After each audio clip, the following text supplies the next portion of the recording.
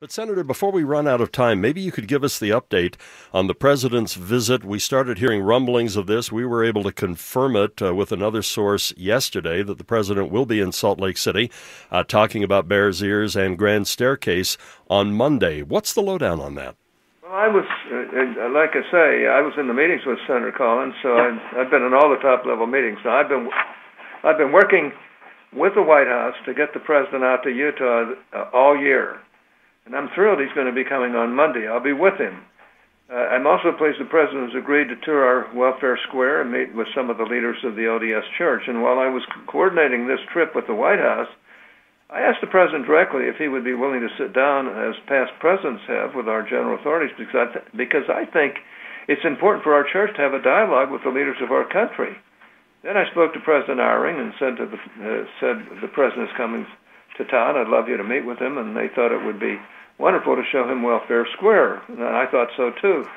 I completely agreed. Is there any better symbol of Americans and Utahns' perseverance, charity, service, and self-reliance than Welfare Square? So it meant a lot to members of the church around the world when President Obama, Bush, Reagan, and others visited the church. It showed the world that the church is an important body.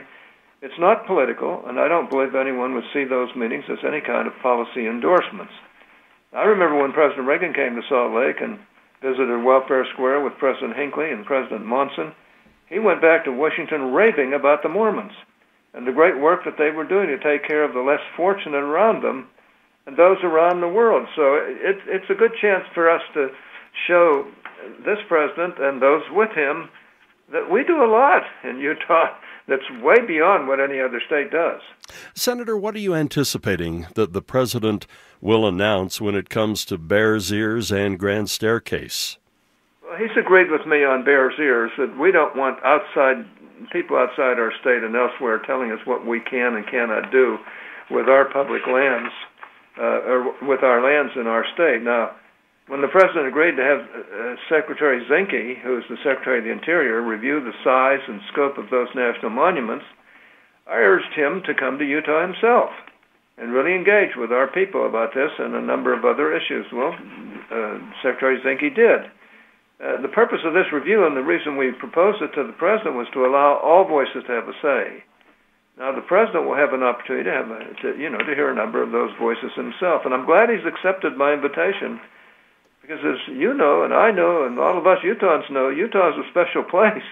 And I think he can learn a lot from us and a lot about governing from us as well. And I think he's going to enjoy being in Utah. I hope so. I know you don't want to steal the president's thunder and can't give certain information, but do you anticipate Utahns, especially those down in this part of the state who make their livings, have lived there, or have been there for generations, and of course the indigenous peoples of Utah, are they going to be pleased with this? Well, I sure hope so. I would think so, because I think they have to be a little tired of outside of the state radical environmentalists coming in and telling them what they can and cannot do. Now, the president's recommendation to shrink, or that's my recommendation, really shrink monuments is not a bad thing. It's a win. It's certainly a win for everyone in Utah. So I just hope that I just hope people realize how important this visit is, and they show this president a great deal of interest, concern, and friendship, because, he doesn't have to come to Utah, but he's coming, and I intend to be with him, assuming nothing, really bad happens back here. Now, Senator, 47 South Temple's pretty close to 55 Broadcast House here on 3rd West, so if you and the president decided to drift on by, I'd make sure we vacuum the carpets. Okay. Well, that would be great.